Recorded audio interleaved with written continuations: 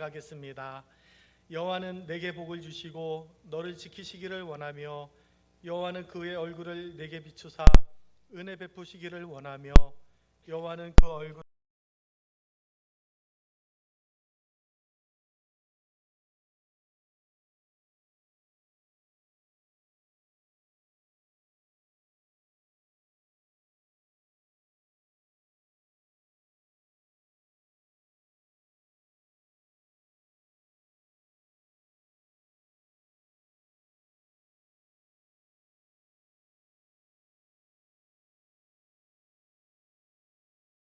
우리가 믿는 바 사도신경으로 우리의 신앙을 함께 고백하겠습니다. 전능하사 천지를 만드신 하나님 아버지를 내가 믿사오며 그 외아들 우리 주 예수 그리스도를 믿사오니 이는 성령으로 잉태하사 동정녀 마리아에게 나시고 본디오 빌라도에게 고난을 받으사 십자가에 못 박혀 죽으시고 장사한 지 사흘 만에 죽은 자 가운데서 다시 살아나시며 하늘에 오르사 전능하신 하나님 우편에 앉아 계시다가 저리로서 산자와 죽은 자를 심판하러 오시리라. 성령을 믿사오며 거룩한 공회와 성도가 서로 교통하는 것과 죄를 사하여 주시는 것과 몸이 다시 사는 것과 영원히 사는 것을 믿사옵나이다.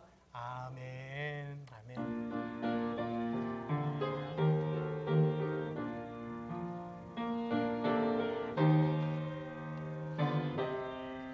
함께 찬양합니다.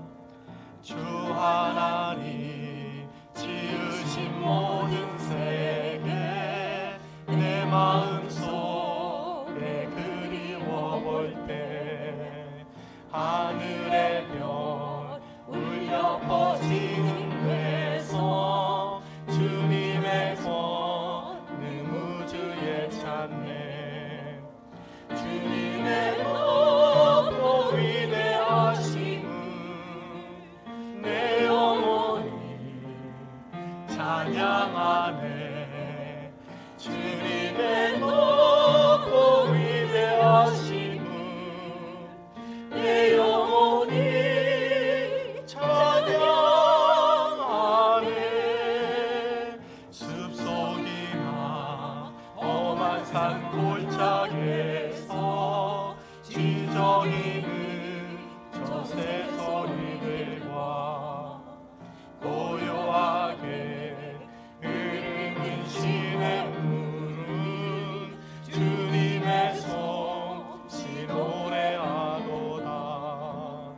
주님의 높고 위대하심은 내 영혼이 찬양하네.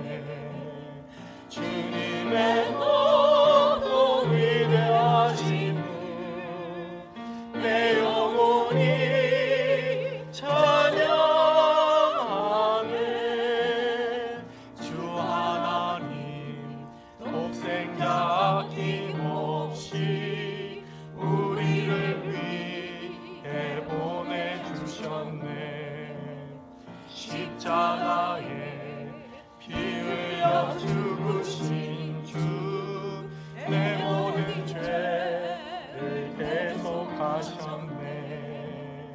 주님의 높고 위대하심은 내 영혼이 찬양하네.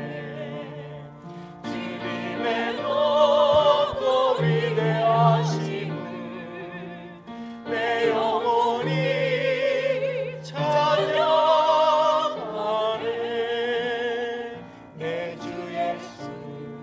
세상에 다시 올 때 저 천국으로 날 인도하리. 나 겸손히 엎드려 경배하며 영원히 주를 찬양하리. 아멘. 주님의 높고 위대하심은 내 영혼이 찬양하네. 주님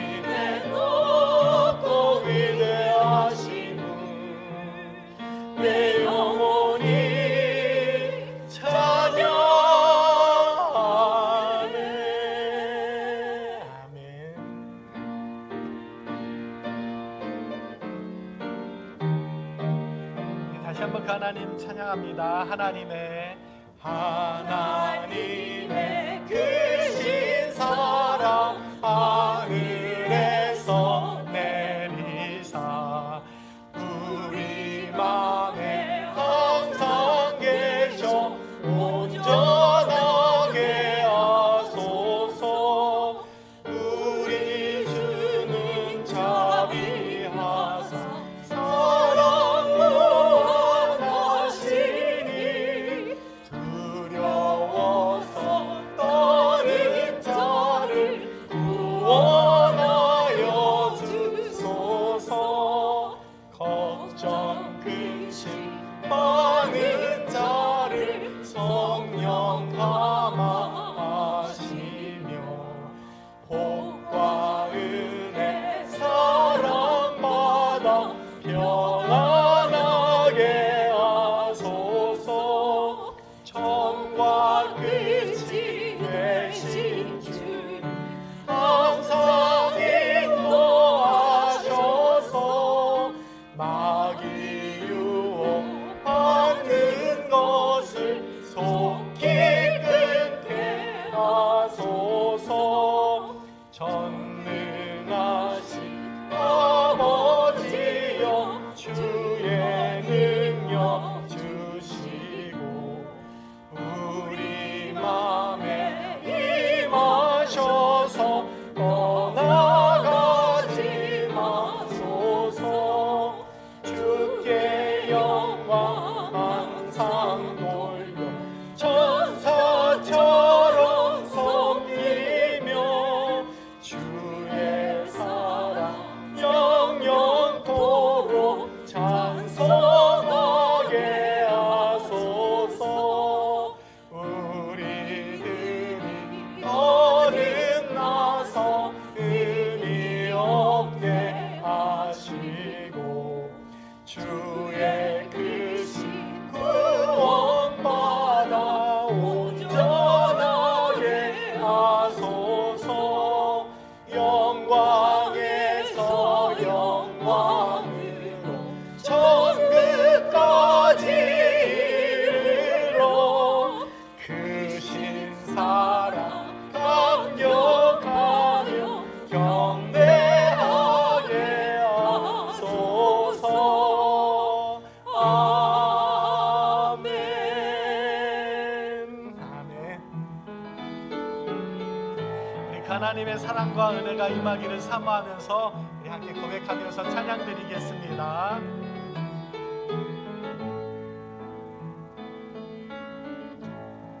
하늘의 문을 여소서. 이곳을 주목하소서.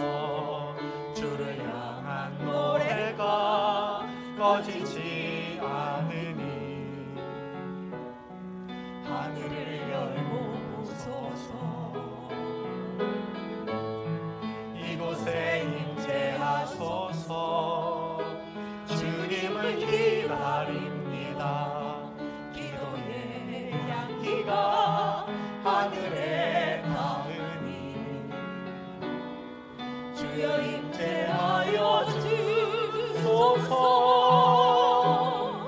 이곳에 오셔서 이곳에 앉으소서. 이곳에서 드리는 예배를 받으소서. 주님의 이름이 주님의 이름만이 오직 주의 이름만 이곳에 있을. 이곳에 오셔서 이곳에 오셔서 이곳에 앉으소서. 이곳에서 드리는 예배를 받으소서.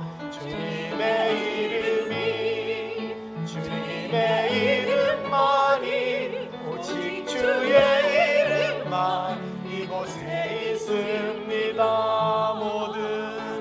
모든 영광과 존귀와 능력 받으소서. 받으소서. 영광과 존귀와 능력 받으소서.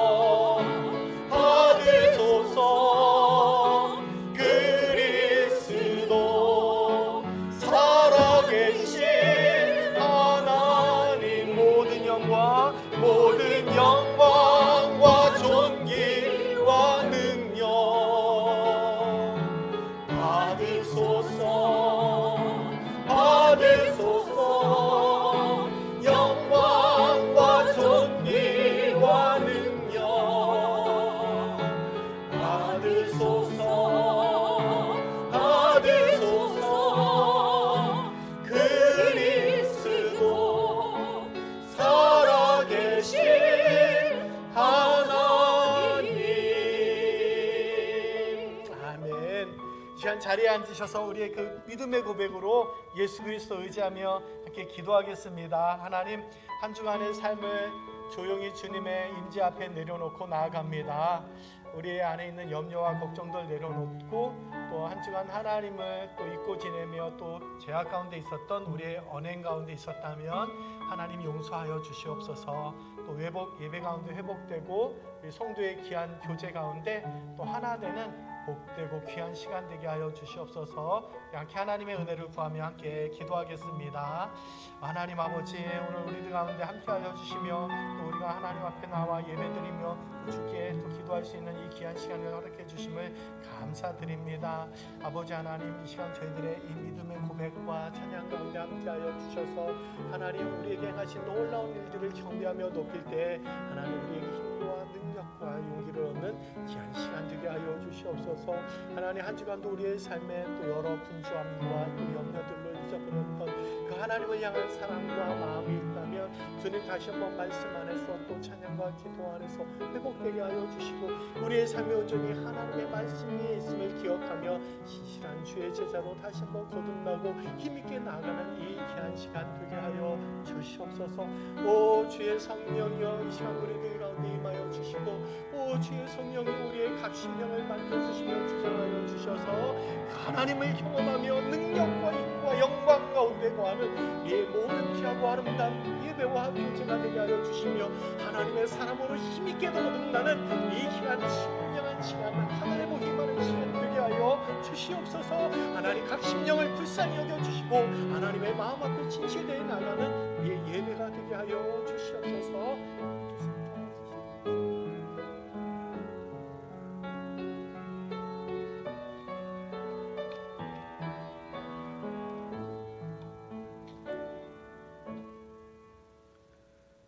하나님 아버지, 오늘도 믿음의 형제 자매님들 한자리에 모아주시고 주님의 성호를 찬양하게 하시니 감사드립니다. 온 우주 만물을 창조하시고 지금도 주관하시는 하나님 아버지께 경배를 드립니다. 말씀이 육신으로 오셔서 속죄물로 십자가에서 돌아가시고 또 부활하시어 만 백성을 구원하신 성자 예수님을 경배합니다. 또한 믿음의 길을 가는 모든 주님의 백성들을 격려하시며 불기둥과 구름기둥으로 인도하시는 성령 하나님을 찬양합니다. 하나님 아버지, 불꽃 같은 눈으로 저희들을 살피시고 위로와 평강으로 인도하시니 감사합니다. 우리들은 믿음의 여정 가운데 간혹 넘어지고 쓰러지나 하나님께서는 그 백성들의 걸음을 정하시고 그 길을 기뻐하고 계심을 알기에 많은 위로와 격려가 됩니다. 우리의 연약함을 아시고 마음이 상한 자에게 가까이 하시고 중심에 통회하는 자를 구원하시는 하나님 아버지이시기에 크나큰 위로가 됩니다.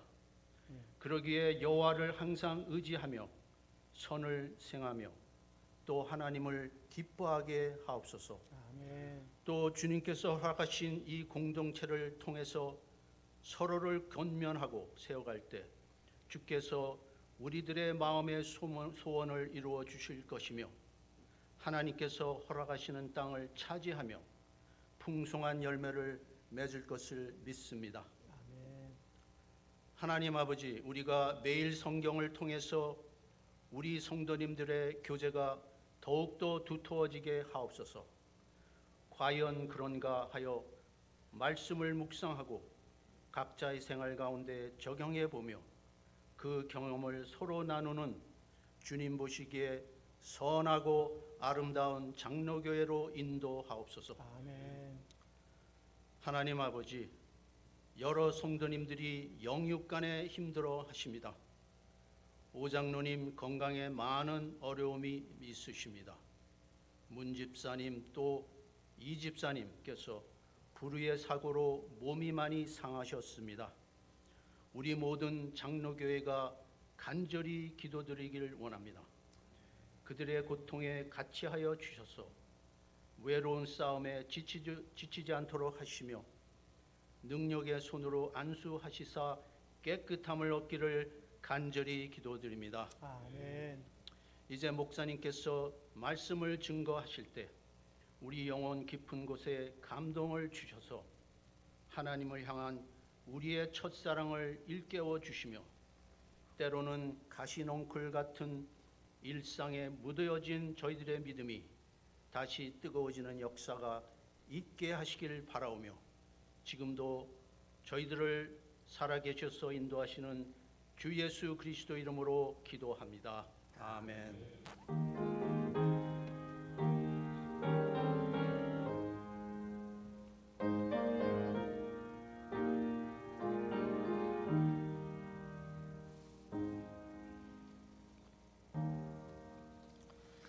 네, 장로님 귀한기도, 지사님 귀한기도 감사합니다.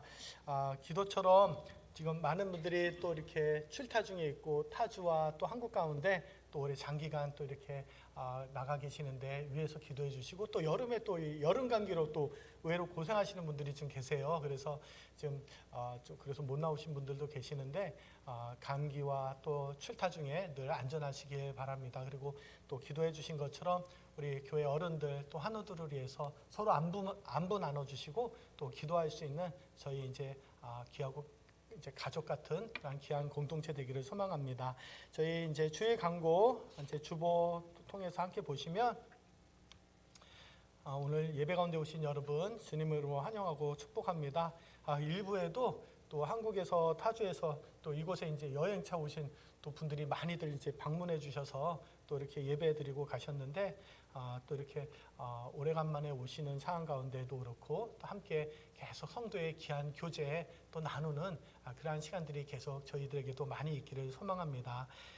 먼저 1번 강거 보시면 이제 여름 말씀을 담다라는 제목으로 이제 매일 성경 큐티 나눔을 이제 진행하고 있습니다. 저희가 이제 BTS 이제 성경 공부 이제 바이블 데올로지 이제 스터디라는 제목으로 그렇게 성경 공부를 하고 있는데 이제 잠시 바울 서신 하는 부분을 멈추고 이제 7월 8월 또 이제 상황을 좀 더 이제 지켜보려고 하는데 이제 그 말씀 묵상 저희가 현재 하고 있는 매일 성경으로 말씀 묵상을 하고 함께 이제 또 기도하는 이제 그러한 시간으로 이제 수요 오전과 또 저녁 시간을 가지려고 합니다. 그래서 이제 저희들이 본당에서 수요 오전에 모였는데 이제 친교실에서 모이면서 조금 더 말씀이 들어간 그러한 시간을 오전에 갖고 오후에도 구글 미트로 이제 온라인으로 하는데 한 주간 나눈 말씀들 또 함께 나누고 또 기도하면서 또 그렇게 이제 1시간 정도 시간을 이제 갖고 있습니다. 또 지난 시간부터 그렇게 하고 있는데 함께 그렇게 말씀이 저희 또 올 한 해 또 말씀으로 든든히 서는 교회로 또 매일 성경 하고 있는 이 일이 또 형식적으로 그리고 또 이제 습관적으로 끝나는 시간이 아니라 정말 이렇게 하나님의 말씀 또 그 말씀이 우리를 살리는 그런 소중한 경험 또 그 시간에 또 기도와 함께하면서 은혜가 임하는 그런 시간이 되기를 소망하면서 저희가 이제 조금 더 집중적으로 여름에 그렇게 이제 진행하려고 합니다. 많은 분들이 또 시간이 상황이 안 돼서 함께하지 못하더라도 꼭 가정 안에서 그 큐티체 꼭 놓지 마시고 한 번, 두 번 못했다 하더라도 그냥 손 놓지 마시고 쭉 다시 또 오늘부터 시작하면 이제 2달치이기 때문에 다시 새롭게 할 수 있는 기회가 이제 한 달치보다는 더 많습니다. 그러니까 잠깐 쉬었더라도 다시 그날부터 이제 꼭 시작해 주셨으면 좋겠습니다. 그래서 수요 오전과 또 오후에 온라인 모임에는 이렇게 이제 나눔 위주로 합니다. 특별히 이제 온라인 때 함께 참여하시를 원하시는 분들은 우리 조영진 장로님께 우리 구글 미트로 이제 하고 있는데 이제 그 신청을 원하시는 분들은 말씀해 주시면 카톡에 초대하고 함께 구글 미트를 이렇게 링크해 드리도록 하겠습니다. 전에 이제 카톡 영상으로도 같이 한 7, 8분이 또 성경 공부에 이렇게 동참해 주시고 그랬는데 좀 기술적인 문제 때문에 카톡 영상으로는 같이 나눔을 하지 않고 이제 구글 미트 한 방법으로만 그렇게 이제 하고 있습니다. 두 번째는 여름 수련회 또 EM 유스 여름 수련회가 이제 7월 25일 금요일부터 27일 주일에 있습니다. 위에서 많은 관심과 기도 부탁드리고 또 우리 아이들이 또 작년 한 해도 그렇고 겨울에도 또 이러한 시간들을 통해서 하나 되고 또 말씀 안에서 잘 양육받는 그런 시간을 가졌는데 저 위에서 많은 관심과 또 기도 또 부탁드리겠습니다. 네, 기도 제목 출타 행사 보시고 또 함께 또 성도들 위해서 기도하고 교회를 위해서 기도하는 한 주간 되시기를 바라고, 계속 말씀드리지만 또 저희가 말씀으로 계속 이렇게 좀 무장하는 그러한 시간을 갖는데 이게 이제 말로만 끝나지 않기를 바라면서, 신앙 추천 도서도 우리 교회에 빛이 되어 있으니까 꼭 같이 읽으면서 이렇게 같은 마음 같은 뜻으로 교회를 든든히 세워나가는 저희가 되었으면 좋겠습니다. 특별히 이번 달 우리 교회는 기도합니다, 이 책도 이제 굉장히 많은 분들이 읽으면서 이제 좋아하는 그러한 이제 책 중에 하나인데, 그렇게 꼭 교회에서 잘 또 그 빌려서 또 보시면서 또 많은 유익이 있기를 바랍니다. 네, 저희가 함께 이 시간 말씀 보겠습니다. 사도행전 9장 10절에서 19절 말씀입니다. 사도행전 9장 10절에서 19절 말씀, 가지신 성경 그리고 또 앞에 화면 통해서 저희가 함께 교독하도록 하겠습니다. 제가 먼저 읽겠습니다. 그때 다메섹에 아나니아라 하는 제자가 있더니 주께서 환상 중에 불러 이르시되 아나니아야 하시거늘 대답하되 주여 내가 여기 있나이다 하니, 주께서 이르시되 일어나 지가라는 거리로 가서 유다의 집에서 5 사람 사울이라 하는 사람을 찾으라. 그가 기도하는 중이니라. 그가 아나니아라 하는 사람이 들어와서 자기에게 안수하여 보게 하는 것을 보았느니라 하시거늘, 아나니아가 대답하되 주여 이 사람에 대하여 내가 여러 사람에게 듣사온즉 그가 예루살렘에서 주의 성도에게 적지 않은 일을 끼쳤다 하더니, 여기서도 주의 이름을 부르는 모든 사람을 결박할 권한을 대제사장들에게서 받았나이다 하거늘, 주께서 이르시되 가라. 이 사람은 내 이름을 이방인과 임금들과 이스라엘 자손들에게 전하게 하여 택한 나의 그릇이라. 그가 내 이름을 위하여 얼마나 고난을 받아야 할 것을 내가 그에게 보이리라 하시니, 아나니아가 떠나 그 집에 들어가서 그에게 안수하여 이르되 형제 사울아, 주 곧 내가 오는 길에서 나타나셨던 예수께서 나를 보내어 너로 빛이 보게 하시고 성령으로 충만하게 하신다 하니, 즉시 사울의 눈에서 비늘 같은 것이 벗어져 다시 보게 된지라. 일어나 세례를 받고 함께 음식을 먹음에 강건하여 지니라. 사울이 다메섹에 있는 제자들과 함께 며칠 있을세. 아멘. 저희가 사도행전 9장의 내용을 가지고 함께 살피는데 전반부의 내용은 잘 아는 내용이어서 좀 잠시 생략했습니다. 오늘 이제 중반부의 내용 위주로 함께 살펴보고 또 다음 주에도 이어서 계속 오늘 말씀을 나누려고 합니다. 저는 어려서 아마 여러분들도 많이들 그러셨을 것 같은데, 이 학교 앞에서 파는 이 병아리를 사다가 키운 적이 있습니다. 꽤 여러 번 이 학교 앞에서 파는 그 병아리를 사서 잘 키웠다 생각하는데, 그래서 이 예쁜 참 귀여운 이 병아리 보면서, 그리고 이렇게 잘 자라는 걸 보면서 얼마나 귀여웠는지 모릅니다. 근데 이제 하나 아쉬운 거는 이제 이 알에서 부화하는 것은, 이 알을 깨고 나오는 것은 이제 보지 못했습니다. 이 줄탁동시 또 줄탁동사라고 하는 그 말이 있는데, 병아리가 이 알 속에서 충분히 다 자라서 이제 껍질을 깨고 나오려고 할 때, 이때 이제 밖에서도 이 어미 닭이 그 껍질을 깨려고 하는 그 소리를 듣고 같이 이제 이 알을 쪼아서 그렇게 해주는 것, 그것을 이제 이 줄탁동시 그렇게 말합니다. 좀 이제 말이 어려운데 이 소리 낸다는 졸, 그리고 줄, 그리고 이제 쪼아서 깬다는 탁, 이것이 이제 동시에 일어난다고 해서 이 줄탁동시란 그렇게 이제 말한다고 합니다. 이 껍질 안에 있는 그러한 병아리가 온전히 다 이 알 껍질을 깨서 나와야 되는데, 그렇게 나오지 못하면 이제 죽게 됩니다. 그 안이 아무리 좋아도 포근하고 아늑해도 계속 이 껍질 안에만 머물 수 없습니다.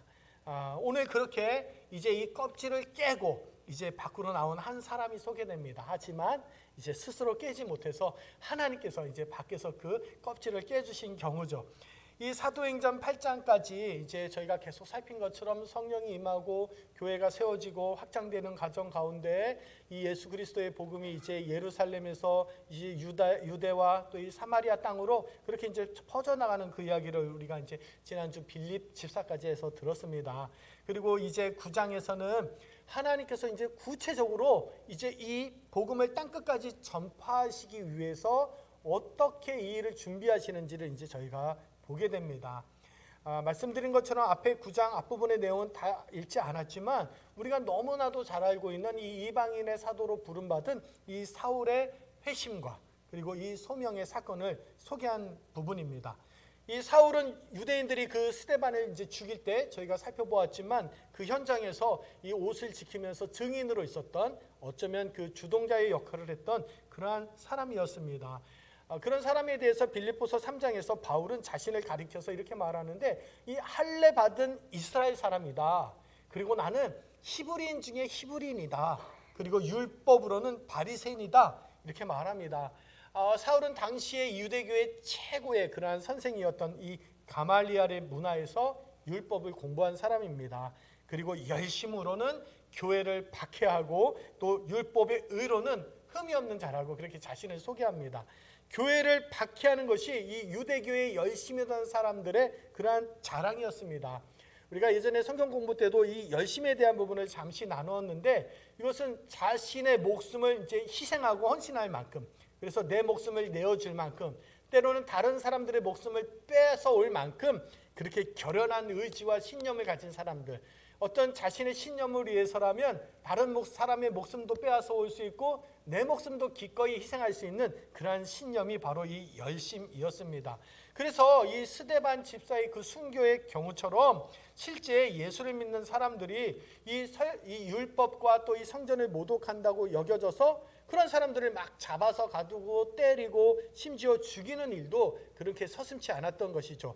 그리고 이 일이 이제 점점 본격화되면서 이 스데반 집사의 순교 이후에 이제 교회가 큰 박해를 받고 성도들이 흩어지게 되고 그렇게 이제 또 유대교의 열심히 일어난 사람들이 예수를 믿는 사람들을 이제 잡기 위해서 막 쫓아다니면서 그렇게 혈안이 되어 있었던 상황입니다.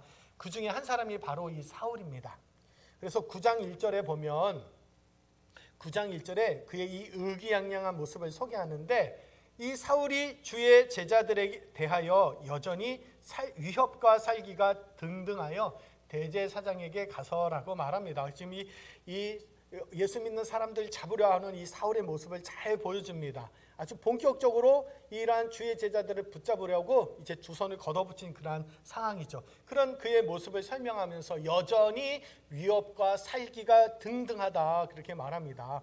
등등하다라는 말을 그렇게 많이 쓰지는 않지만 이 한자로 이 기운차고 자신 있는 모습, 뭐 기세 등등하다, 살기 등등하다 할 때 그런 충만한 모습을 설명한 말이죠. 그런데 사실은 이러한 번역보다는 그 아래 영어 성경이 이제 또 특별히 이제 저는 ESV를 화면에 띄웠지만 이 NIV 같은 곳에도 더 잘 번역했다 싶은데 실제 등등하다라고 하는 이 말은 이 헬라 말 뜻에서 이 숨을 들이쉬는 것 숨을 내뱉고 들이쉬는 그것을 뜻하는 말이 이 등등하다라는 이 헬라 말이기도 합니다. 그러니까 지금 사울은 이 살기를 이 살이라고 누군가를 죽이고 싶은 마음까지 품으면서 이 마치 먹잇감을 찾아 헤매는 그 짐승 또 사자처럼 이렇게 이 주의 제자들 예수 믿는 사람들을 잡으려고 이 혈안이 되어 있는 그러한 상황이죠. 지금까지 실제 그는 많은 성도들을 잡아서 가두고 때리고 또 죽이기도 했습니다. 그리고 이제 이 예수 믿는 사람들을 뿌리 뽑고자 정말 이 발본색원하려고 그냥 흩어져 있는 사람들까지 쫓아다니면서 그렇게 찾아 나서는 모습을 봅니다. 성도들 입장에서는 예수 믿는 사람들 입장에서는 참으로 공포스러운 일입니다. 지금도 이런 선교지나 그리고 또 다른 이 나라에서 이 예수를 믿기 어려운 지역 그런 나라에서는 정말 이러한 그 정권과 그리고 그러한 어떤 당국과 또 종교 지도자들에 의해서 얼마나 예수 믿는 것이 공포스러운지 얼마나 두렵고 떨리는 가운데 그 신앙을 지키는지 모릅니다. 그래서 이 종교 당국이나 그리고 또 이 공안 당국의 눈을 피해서 그 신앙을 지키는 일이 목숨을 건 행동이 여전히 이제 있는 것들을 보게 되죠. 아무튼 이렇게 사울은 이 예수 믿는 사람들, 이 주의 제자들을 그렇게 잡으려고 혈안이 되어 있어서 이 그의 눈을 피해서 정말 이 극악한 핍박자이고 이 원수 같은 이 사울 또 이 유대계의 열심인 사람들을 피해서 이 성도들이 얼마나 노심초사 또 전전긍긍했는지 모릅니다. 이처럼 이 사울은 이 성도들의 입장에서 보면 그러한 아주 적대적인 그러한 사람, 원수 같은 존재였습니다. 그런데 이제 그런 그가 이 다메섹에 가서 이 예수 믿는 주의 제자들을 잡으려고 하죠. 이 당시 다메섹에는 많은 유대인들 또 많은 회당들이 있었습니다. 어떤 기록에 보면 한 4만여 그 숫자의 유대인들, 그리고 뭐 한 30여 곳에 그러한 해당이 있다 그렇게 말하는데, 아무튼 이 사울은 그것까지 가서 이 주의 제자들을 이제 붙잡아 오려고 하는데, 아무래도 이 유대인들이 많은 그 다메섹에 이 복음이 퍼지면 더 많은 사람들이 이 복음을 듣고 영향력을 받을 것을 아마 염려하고 또 계산했던 듯 그렇게 이제 이 다메섹으로 갑니다. 그래서 이제 대제사장에게 가서 이 공문을 요청하죠. 즉 그곳에 있는 이 예수 믿는 유대 사람들을 잡아올 수 있는 이 체포영장과 같은 것을 이제 발급받기 위해 대제사장에게 요청합니다. 아마 당시에는 이 대제사장에게 그렇게 유대인들에 관한, 그래서 종교에 관한 어떤 이 권한, 또 이렇게 체포할 수 있는 그러한 권한이 그렇게 있었던 것 같습니다. 아무튼 이렇게 이 사울이 유대교와 또 이 율법에 그렇게 확고한 신념이 있었던 그러한 사람이었습니다. 그리고 그것은 좀 더 본질적으로는 하나님께 대한 충성, 그리고 하나님께 대한 열심이었습니다. 사실 누가 뭐라고 할 수 있는 부분이 아닌, 정말 그는 하나님을 모독하고 율법을 모독하고 이 성전을 모독하는 사람을 결코 자시할 수 없었기 때문이죠. 이것이 그렇게 당대 이 유대교에 열심히 있는 사람들의 그러한 모습이었습니다. 그러니까 이 초대교회 안에서 예수를 믿으면 구원 얻는다고 하고 이렇게 이단과 같이 일어난 이러한 그리스도인들, 또 이 교회를 보면서 얼마나 많이 이 유대교, 또 이 유대교에 열심히였던 사람들이 이 탄압하려고 그렇게 하지 않았겠습니까? 그러니까 초대교회 성도들은 이 로마 제국이나 그리고 이 유대 당국의 눈을 피해서 정말 힘들게 그렇게 신앙생활을 하고 있었고, 이 안에 성령께서 그렇게 이 교회를 세우시며 복음을 확장시키시는, 그들의 힘이 아니라 때로는 모여서 흩어지지 않는 그때 박해를 통해서도 흩어지며, 또 그 사마리아 땅에 성령의 세례를 그렇게 역사하시며 또 그 복음을 전파하시게 하는 것처럼, 바로 성령께서 힘들고 어려운 상황에도 복음을 듣고 3,000명, 5,000명이 회심하여 이 주의 교회를 이루는 그러한 이제 모습들을 보게 되죠. 아무튼 그러한 상황에 흩어져서 있던 이 주의 제자들을 잡기 위해 이 사울이 다메섹으로 가고 있었습니다. 아마 며칠의 거리에 있었던 그곳에 어느 정도 가까이 이르렀을 때, 우리는 이미 다 알고 있는 내용이지만 이 사울은 정말 전혀 예상치 못한 놀라운 일을 이제 경험하게 됩니다. 하늘로부터 이제 갑자기 강한 빛이 그를 둘러 비추게 됩니다. 그리고 이제 소리가 들립니다. 이제 9장 4절에 보면, 땅에 엎드러져 들음에 소리가 있어 이르시되 사울아 사울아 내가 어찌하여 나를 박해하느냐 하시거늘. 이때 사울이 놀라서 묻습니다. 주여 누구시니까? 사울이 순간 정말 앞을 볼 수 없는 이 굉장히 밝은 빛, 그리고 정말 신비스러운 이 음성 앞에 보통뿐이 아닌 사람은 아니겠구나라고 하는 어떤 직감이 들었던 것 같습니다. 그래서 주여 누구시오니까 라고 묻게 되죠. 그러면서 주님 말씀하십니다. 나는 내가 박해하는 예수라. 정말 사울의 입장 그대로로 생각하면 굉장히 큰 충격을 받았을 거라 생각합니다. 이미 죽어 없어진, 그래서 그 죽은 예수를 믿는다고 하는 이 미친 사람들을 붙잡으려고 쫓아다니고 있는데, 바로 그 예수가 지금 나타났다 말하고 또 이 신비한 능력으로 이 소리로 들리고 나니, 이 사울 자신도 굉장히 큰 충격을 그가 당시 받았을 것을 쉽게 짐작해 볼 수 있습니다. 예수라고? 이게 말이 되는지. 아마 우리는 너무 잘 알고 있는 이 본문이지만 이 사울을 그대로 따라가 보면 정말 놀랄만한 일입니다. 부활의 주님이 그렇게 다메섹으로 가는 사울에게 나타나셨습니다. 그리고 이때 주님은 어찌하여 내가 이 주의 제자들을, 나를 믿는 이 사람들을 박해하느냐 이렇게 물어야 하는데, 그렇게 묻지 않으시고 어찌하여 나를 박해하느냐 이제 그렇게 말씀하십니다. 아주 중요한 신학적인 의미를 담고 있는데, 여기서 이제 사울은 바로 교회가 어떠한 존재, 어떠한 의미를 가지고 있는지 깊이 깨닫게 되는 그러한 중요한 사건 또 장면입니다. 그래서 예수님은 여기서 바로 교회를 자신과 이제 동일시하셨습니다. 그러면서 나중에 이제 에베소서 1장에 보면 교회는 그의 몸이라 그렇게 설명하기에 이르죠. 마침 내 아이가 이제 괴롭힘을 당하면 이제 그 아이가 당한 괴롭힘이 마치 부모 나의 그 괴롭힘 처럼 느껴지는 것처럼 어쩌면 예수님께서도 이 성도들이 당하는 핍박을 자신의 그러한 핍박으로 여기시며 성도를 자신의 몸으로 그렇게 여기시며 말씀해 주셨습니다. 사울은 바로 여기에서 이 교회에 대한 인식, 이 교회론의 기초를 아주 든든히 가지게 되는데 나중에 그가 이제 여러 번 이제 고백하게 됩니다. 갈라디아서 1장 13절에 저희가 함께 읽겠습니다. 시작. 내가 이전에 유대교에 있을 때 행한 일을 너희가 들었더니와 하나님의 교회를 심히 박해하여 멸하고 라고 말합니다. 하나님의 교회라 그렇게 말합니다. 이 사건을 통해 교회가 무엇인지 잘 깨닫게 된 것이죠. 단순한 사람들의 모임이나 건물도 아닌 하나님께 속한 그리스도의 몸이 바로 이 교회인 것을 사울은 가슴 깊이 내리는 아주 놀라운 그러한 순간이었을 것입니다. 오늘도 이 사실은 우리에게 큰 위로와 힘이 됩니다. 사실 우리가 함께 모여서 또 의기투합하여서 이룬 어떤 공동체, 그래서 어떤 이해 타산에 맞춰서 움직이고 헤어지는 그러한 공동체가 아니라 그러한 동호회와 같은 모임이 아니라 하나님의 몸이라고 합니다. 한 사람이 모이든 10사람이 모이든 100명이 모이든 주의 이름으로 모인 그것에 그리스도께서 함께 하시는 우리가 하나하나가 다 지체가 되어 그리스도의 몸을 이룬다 말씀하십니다. 어렵고 힘든 일이 있어서 그것이 죄인인 우리들이 모여 이루는 엉망진창인 일, 오합지졸과 같은 모습일 것 같지만 그래도 많은 사람들이 포기하고 낙심하면 이게 뭐냐고 그렇게 손가락질 할 그때라도 우리가 잊지 말아야 할 것은 이 교회는 그리스도의 몸이라는 사실입니다. 그리고 성령께서 친히 세우신 교회라는 사실입니다. 누가 흩고 말고 할 그래서 그렇게 좌지우지될 그러한 곳이 교회가 아니라는 사실입니다. 바로 여기에 우리의 희망이 있습니다.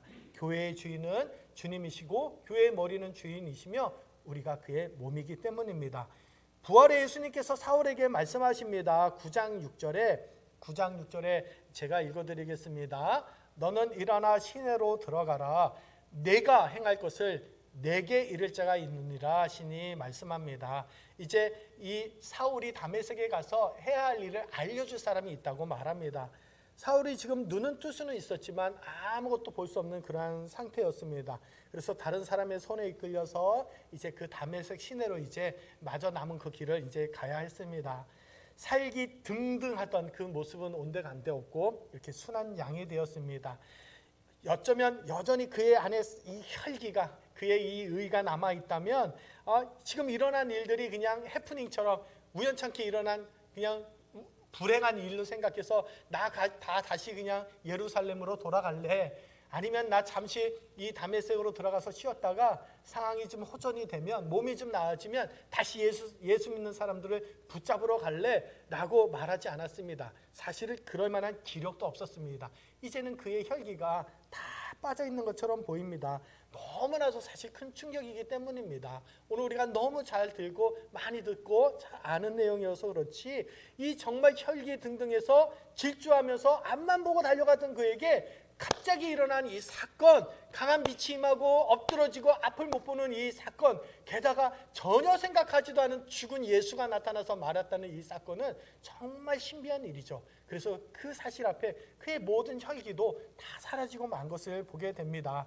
그래서 그는 다메섹에서 그렇게 사흘 동안 보지 못하고 먹지도 마시지도 않았다 그렇게 말합니다. 여전히 위협과 살기가 등등하던 사울이 지금은 아무것도 보지 못하고 식음을 전폐하고 다른 사람을 의지하면서 있어야 하는 상황이 되었습니다. 하나님 앞에서 강하게 무너지고 말았습니다. 진리를 향한 이 바리새인적인 열심은 있었지만 정작 예수님을 알지는 못했습니다. 예수님도 잘 알지 못했고 성령도 몰랐고 또 성경도 또 왜곡하고 오해하여 그렇게 알고 있었던 지나친 열심에 하나님께서 경종을 울려주셨습니다. 그리고 어쩌면 이 예는 오늘 우리들에게도 울려주는 경종과 같습니다.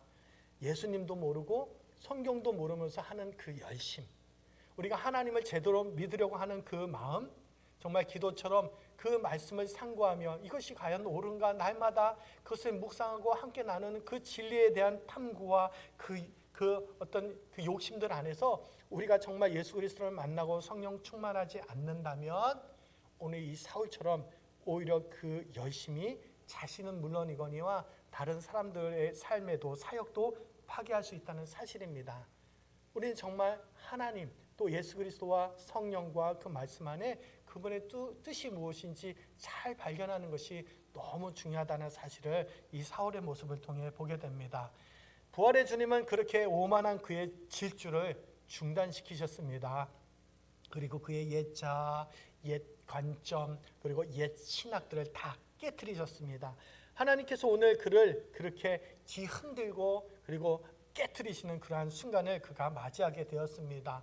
사람들의 표현처럼 거룩한 충돌이 있었고 그리고 그에게 거룩한 좌절이 있었습니다.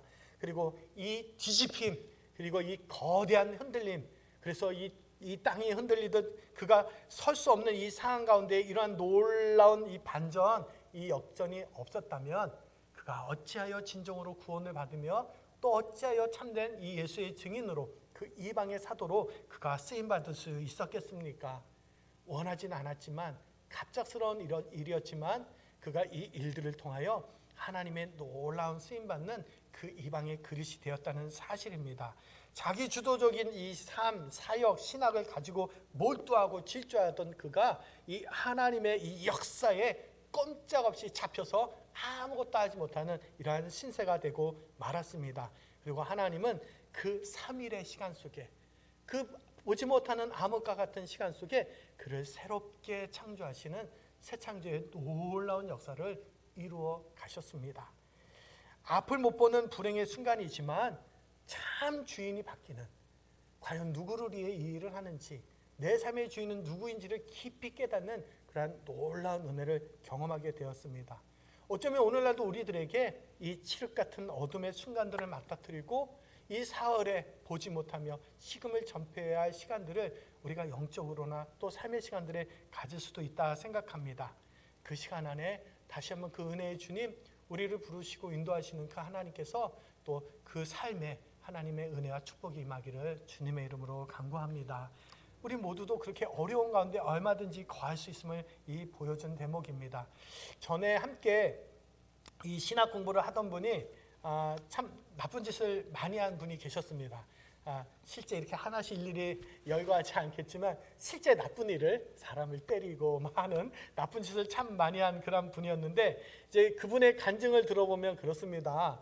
어느 날도 이렇게 이제 길을 지나가다가 이제 동네 교회에 이 교회 간판이 붙은 작은 교회 건물을 보면서 그냥 그 교회 들어가고 싶었답니다. 그래서 이제 그 교회에 그냥 들어갔는데 우연찮게 그냥 들어가고 싶어서 어쩌면 뭐 잠시 쉬러 갔는지 모르겠지만 그 들어간 교회에서 그가 일주일을 나오지 않게 되었습니다. 그 교회 안에서 앉아 있는데 갑자기 그냥 참회의 눈물이 쏟아지고 그동안의 모든 악행들, 죄악들이 다 생각나고 또 부모에게 대했던 불효의 마음들, 이런 많은 잘못들이 막 쏟아지면서 일주일 내내 울고, 그리고 예수님에 대해서 조금씩 알아가면서 그가 그 안에서 그렇게 우연찮게 들어갔지만 일주일 내내 자신의 의지와 상관없이 나오지 못하며 참회하며 울었던 그 간증을 해 주었습니다.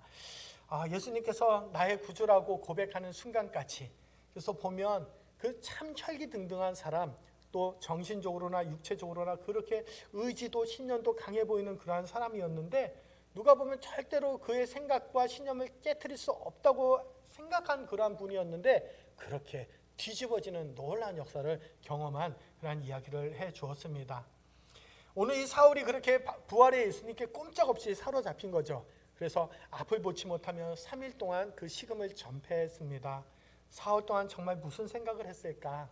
이 일이 왜 일어났을까? 빛은 무엇일까? 소리는 무엇일까? 그럼 예수는 부활했나?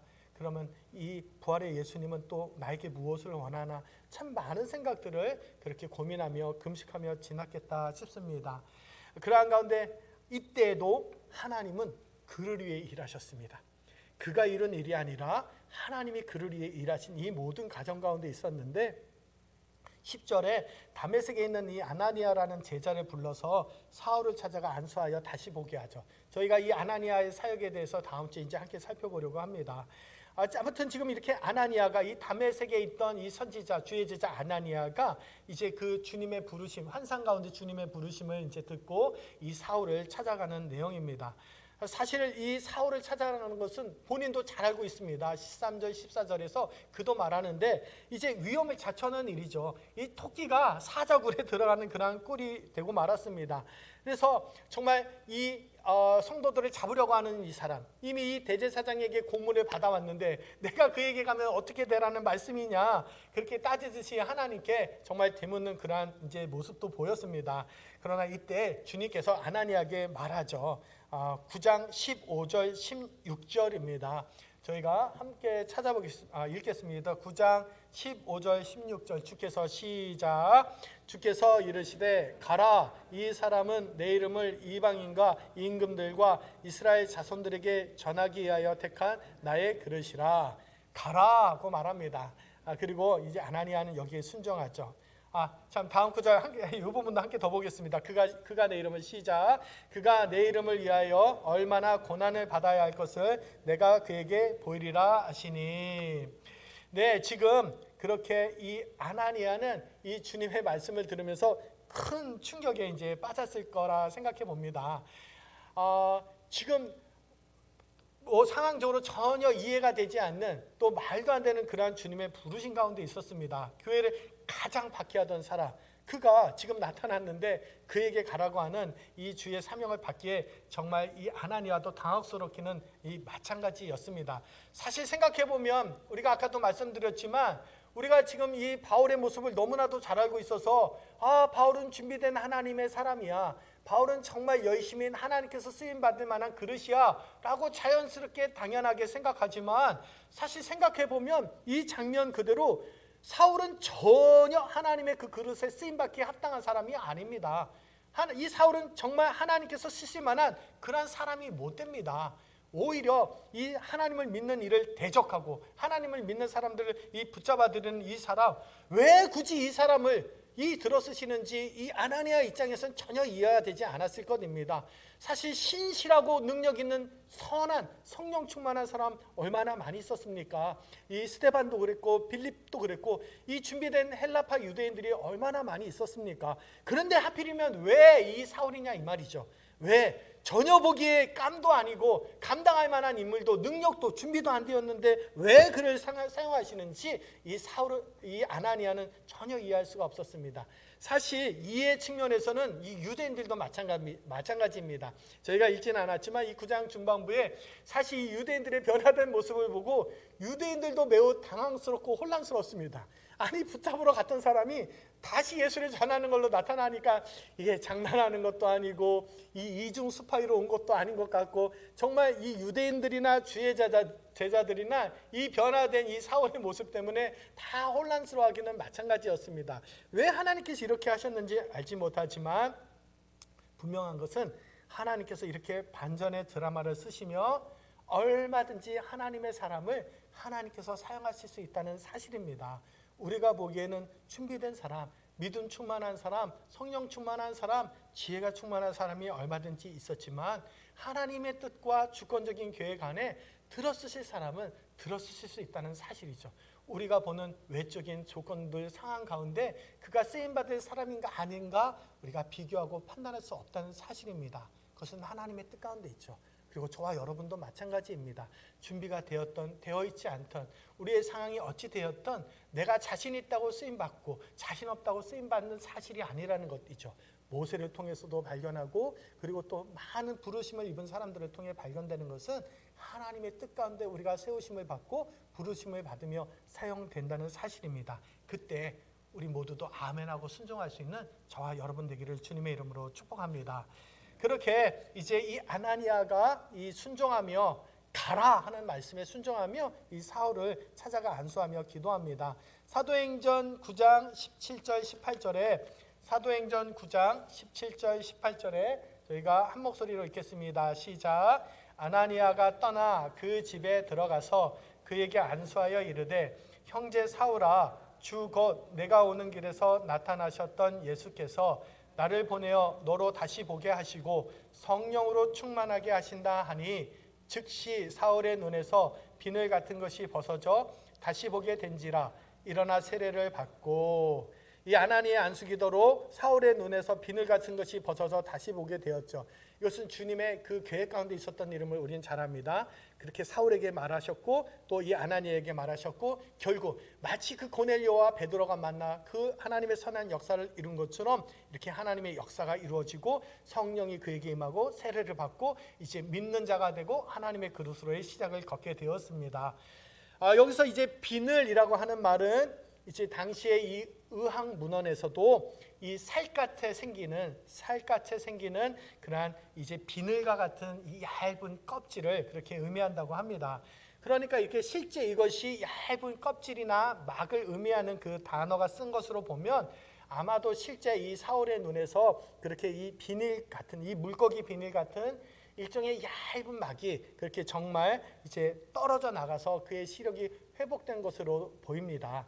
하지만 우리가 이제 정확히 이 부분을 다 알 수는 없는데 그럼에도 분명한 것은 오늘 이 사울이 앞을 보지 못하는 이 일은 강력한 비 때문에 일어난 일이고 그리고 이 비늘 같은 막으로 인해 사흘 동안 앞을 보지 못했다는 사실이고 그리고 의사가 아닌 이 주님이 보내신 이 주의 제자 아나니아가 그를 그렇게 눈뜨게 했다는 사실이고 그리고 주님은 처음부터 이 모든 사실을 다 알고 계획하시고 이루셨다는 사실입니다. 그렇게 이 앞을 보게 된 이 표적은 그래서 이 사울이 회심하여 이후에 주님의 부르신 가운데 회심하며 소명을 감당하는 그러한 일로 나아가는 것을 이제 보여주는 사건이 됩니다. 그가 이전에는 앞을 볼 수 있는 육안을 이렇게 눈으로 볼 수 있는 것을 가지긴 했지만 사실 영적으로는 아무것도 볼 수 없는 그러한 불쌍한 시각 장애인이었습니다. 그가 가진 열심 또 신념이 얼마나 그릇된 일인지 이 주의 은혜 가운데 깨닫지 못하고 일방적으로 하나님을 향한 열심과 이 충성으로 눈이 가려져 있을 때는 자신을 이 초라하고 현실의 이 모습들을 그가 보지 못했지만 이 깨닫지 못하고 알지 못하는 일이 이 비늘이 주의 은혜로 이 비늘이 벗겨지며 다 알게 되었습니다. 잘하는 일인지 잘못하는 일인지도 분별할 수 없었던 자신의 모습 속에 도무지 자신의 능력으로는 그 안에서 해결하여 나올 수도 없었던 그 상황 가운데 그렇게 하나님의 은혜로 비늘이 벗겨져 자신을 보게 되는 그러한 놀라운 일이 있었죠. 요한복음 9장 39절에서 41절에 요한복음 9장 39절에서 41절에 예수님께서 바리새인들에게 이렇게 말씀하십니다. 저희가 함께 읽겠습니다. 시작.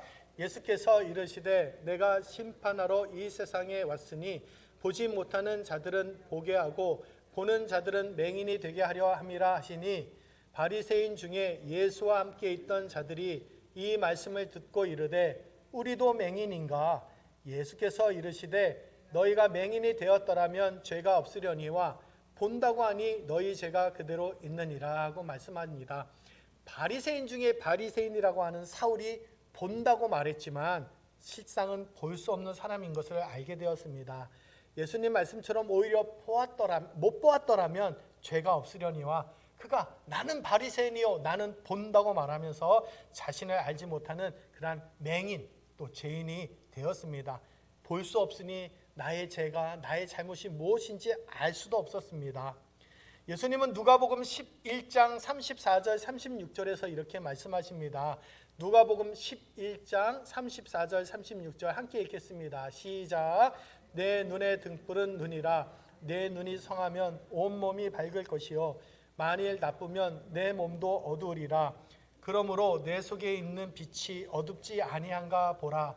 내 온몸이 밝아 조금도 어두운 데가 없으면 등불의 빛이 너를 비출 때와 같이 온전히 밝으리라 하시니라. 사울은 하나님의 은혜 가운데 그렇게 그를 가리고 있던 비닐 같은 것이 벗어져서 다시 보게 되었습니다. 그리고 세례를 받고 또 성령 충만하여 음식을 먹고 강건하여졌습니다. 사울은 그동안 잘못된 시각으로 이 확신과 또 신념을 가졌습니다. 그래서 교회를 잔멸하는 데 앞장섰습니다. 교회에 대한 적대감은 시간이 흘러도 변하지 않았고 식지 않았습니다. 단순한 미움이 아니라 일종의 이 종교적인 강한 확신 그리고 이 신념을 가지고 박해했습니다. 그것이 자신에게 주어진 사명 또 하나님을 향한 충성이라 그렇게 생각했습니다. 그것은 벗겨지기 그리 쉽지 않은 그러한 일이었습니다. 하지만 하나님은 그러한 그의 이 신앙관 또 이 가치관에 이 질투하던 그의 삶에 제동을 거셨습니다.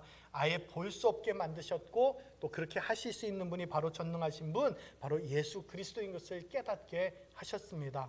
이 일이 있기 전에는 절대 말도 안 되는 일이었지만, 그래서 눈에 흙이 들어가기 전에는 절대 있을 수 없는, 나에게는 그런 일은 안 생길 거라고 말했지만 하나님께서는 그렇게 사울에게 행하셨습니다. 그리고 하나님께서 벗겨주셨습니다. 그리고 사울이 이것이 은혜라고 그렇게 고백하게 됩니다. 사울은 나중에 디모데전서 1장 15, 16절에서 이렇게 고백합니다. 디모데전서 1장 15절 16절 시작. 미쁘다 모든 사람이 받을 만한 이 말이여, 그리스도 예수께서 죄인을 구원하시려고 세상에 임하셨다 하였도다. 죄인 중에 내가 괴순이라. 그러나 내가 긍휼을 입은 까닭은 예수 그리스도께서 내게 먼저 일체 오래 참으심을 보이사 후에 주를 믿어 영생 얻는 자들에게 본이 되게 하려 하심이라고 말합니다.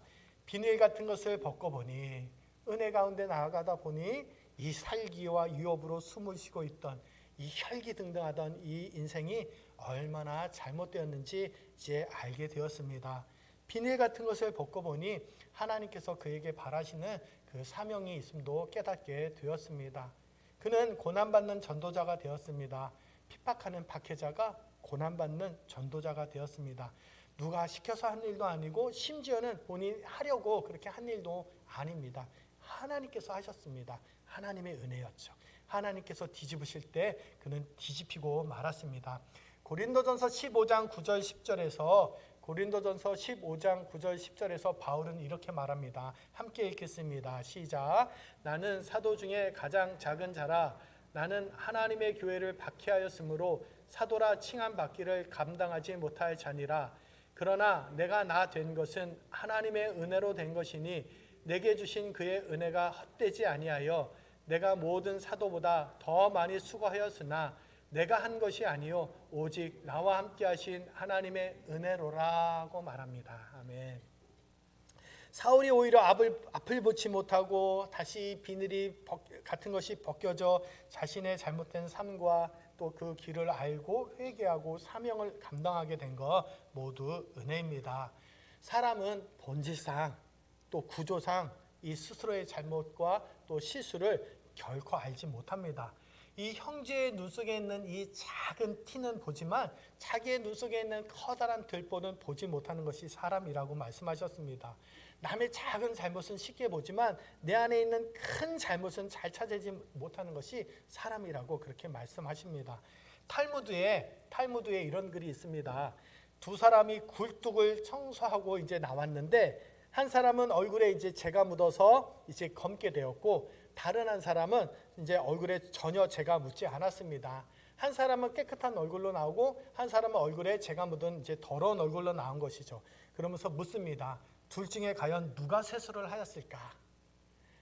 재가 묻은 사람, 묻지 않은 사람이 나왔는데 누가 세수를 하였을까? 뭐 당연히 이 묻은 사람이 세수를 해야 되지만 그렇지 않죠. 왜냐하면 이 얼굴에 재가 묻지 않은 사람은 내가 이 재가 묻었나 묻지 않았나 알지 못하기 때문에 이제 상대방의 모습을 보고 이제 세수를 하게 되죠. 그러니까 상대방의 얼굴을 보고 자신의 얼굴에 재가 묻었다고 생각한 묻지 않은 사람이 오히려 더 세수를 하게 되는 거죠. 과장되고 좀 비약적인 그러한 말씀일 수도 있겠지만 그만큼 우리 자신은 우리들은 우리 자신을 그리고 우리가 낀 색안경인지를 알지 못한다는 사실입니다. 바울은 이 비닐을 벗고 다시 보게 되면 이렇게 고백합니다. 빌립보서 3장 7절 8절 빌립보서 3장 7절 8절에 저희가 함께 읽겠습니다. 시작. 그러나 무엇이든지 내게 유익하던 것을 내가 그리스도를 위하여 다 해로 여길 뿐더러 또한 모든 것을 해로 여김은 내 주 그리스도 예수를 아는 지식이 가장 고상하기 때문이라. 내가 그를 위하여 모든 것을 잃어버리고 배설물로 여김은 그리스도를 얻고 그 안에서 발견되려 함이니라고 고백합니다. 우리는 저마다의 신념과 또 가치관을 가지고 살아갑니다. 그런데 하나님은 때로 우리의 그것을 바꾸라 그렇게 요청하십니다. 혹시 우리 중에 이 칠흑 같은 이 사흘의 시간 속에 있는 분은 안 계십니까? 혹시 우리가 이 깨어야 할 그 껍질을 깨지 못하고 또 담대하게 또 평안한 마음으로 나아가지 못하는 그러한 삶 가운데 그러한 기로에 있지는 않습니까? 하나님께서 그것을 벗겨주시고 깨주셔서 이 새로운 하나님의 은혜와 부르심 가운데 나아가는 우리 모두가 되기를 주님의 이름으로 축원합니다. 우리 함께 자리에서 일어나셔서 찬양 드리겠습니다.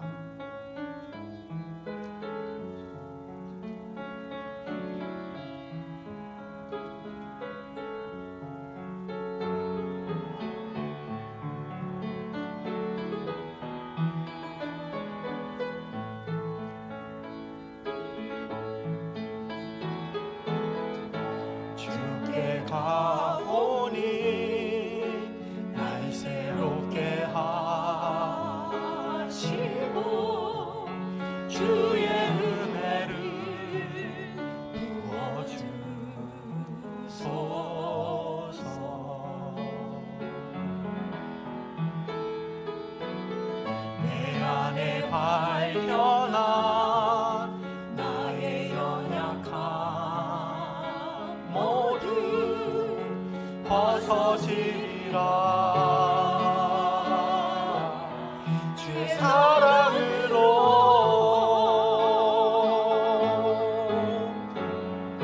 주 사랑 나를 붙드시고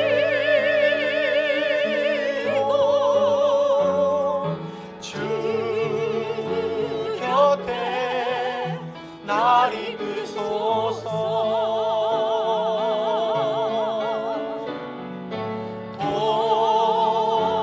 도스리 날개쳐 올라가는 나 주님과 함께 일어나 걸으리. 주의 사랑 안에 나의 눈 열어 나의 눈 열어 주를 보게 하시고 주의 사랑을 알게 하소서.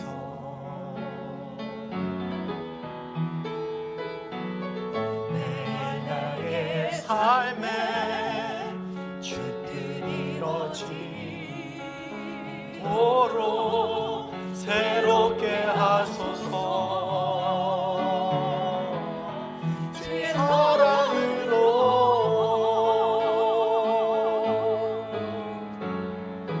주 사랑 나를 붙드시고 주 곁에 날 이끄소서.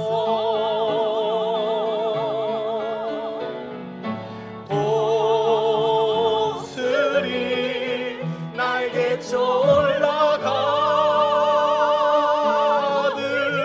나 주님과 함께 일어나 걸으리. 주의 사랑 안에 다시 한번 고백합니다. 주 사랑 나를 붙드시고 주 사랑 나를 붙드시고 주 곁에 날 이끄소서. 독수리 날개쳐 독수리 날개쳐 올라가듯 나 주님과 함께 일어나 걸으리. 주의 사랑 안에. 아멘. 이 시간 우리 함께 주님의 은혜를 구하며 기도했으면 좋겠습니다. 우리를 보지 못하게 하는 비늘이 무엇일까? 그것이 벗겨질 때 하나님 믿음과 순종으로 나아가는 우리의 삶이 되게 하여 주시옵소서. 때로 우리를 흔드는 하나님의 역사 가운데 우리의 삶이 있음을 고백합니다. 칠흑 같은 어두움 시간에 아무것도 할 수 없지만 오히려 그 안에서 하나님의 일하심과 또 은혜를 경험하는 저희의 삶이 되게 하여 주시옵소서. 주님 은혜를 베풀어 주시옵소서. 우리 함께 잠시 기도하겠습니다. 하나님 아버지, 오늘 우리들에게 귀한 말씀으로 우리의 삶을 인도하시며 또 깨닫게 하여 주시니 감사합니다. 아버지 하나님, 여러 삶의 정황들 속에 뒤흔들리며 깨어지는 많은 삶의 모습들을 주님께 고백합니다. 하나님, 연약한 우리들의 또 아버지 하나님 아픈 이 현실 가운데 아버지 하나님께서 은혜를 베풀어 주시기를 간절히 소망하며 기다리는 우리 가난한 심령들, 상한 심령들이 주님께 있음을 고백합니다. 오 주님, 불쌍히 여겨주시고 은혜를 베풀어 주셔서 하나님 그 연약함의 믿음의 고백을 가지고 하나님의 은혜를 구하며 나아갈 때 오 주의 성령이여 우리들 가운데 역사하여 주시고 그 심령을 불쌍히 여겨주시며 하나님의 은혜로 충만하게 하여 주시옵소서.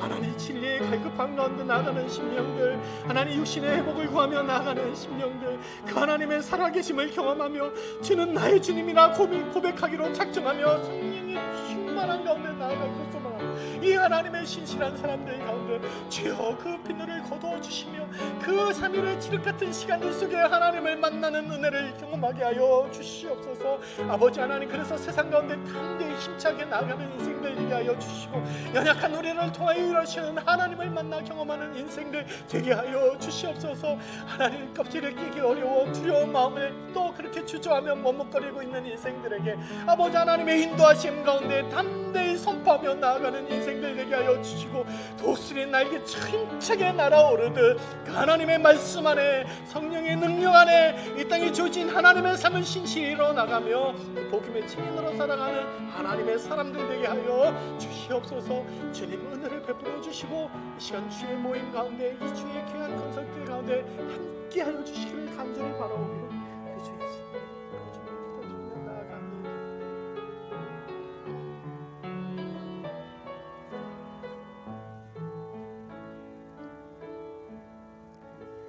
하나님 아버지, 우리의 삶과 사역이 하나님의 뜻을 온전히 헤아리지 못하고 있다면, 여전히 그 껍질 안에 있다면 우리에게 역사하여 주시고 또 주를 보게 하시고 주의 길을 걷는 신실한 주의 제자가 되게 하여 주시옵소서. 때로 어둠의 시간을 맞아 아무것도 할 수 없을 그때라도 주께서 우리를 위하여 일하고 계심을 신뢰하며 담대하게 나가는 저희들 되게 하여 주시옵소서. 묵묵히 신실하게 주의 길을 걷는 저희들 되게 하여 주시고 온전히 날마다 하나님의 뜻이 무엇인지 분별하며 진리 가운데 거하고 또 성령의 인도함 받는 귀하고 복된 모든 인생들 되게 하여 주시옵소서. 하나님, 세상의 유혹과 우리의 연약함으로 우리가 흔들리지 않도록 믿음을 더하여 주시고 우리에게 베푸신 하나님의 은혜를 기억하며 날마다 감사할 수 있는 저희들 되게 하여 주시옵소서. 말씀과 기도 안에서 성령의 기쁨과 소망을 누리게 하여 주시고 일용한 양식을 주시는 하나님 앞에 생명의 주인이 하나님이심을 고백하는 우리 모두가 되게 하여 주옵소서. 베푸신 은혜를 감사하며 우리의 마음과 믿음을 담아 이 예물을 드리오니 주님 받아주시고 주의 선한 일에 쓰이게 하여 주시옵소서. 이 예물 드림을 통해 하늘의 문을 여시고 모든 성도들의 삶에 하나님의 풍성한 은혜와 복을 누리게 하여 주옵소서. 한 주간도 그 복의 근원으로 살아가는 우리 모두가 되게 하여 주시기를 간절히 바라옵고 이제는 우리 주 예수 그리스도의 은혜와 성부 하나님의 크신 사랑과 성령의 감동 감화하심이 우리의 비닐을 벗겨주시고 우리를 통해 일하실 그 하나님을 사모하는 주의 귀한 권속들 가운데 이제부터 영원토록 함께 하시기를 간절히 축원하옵나이다. 아멘.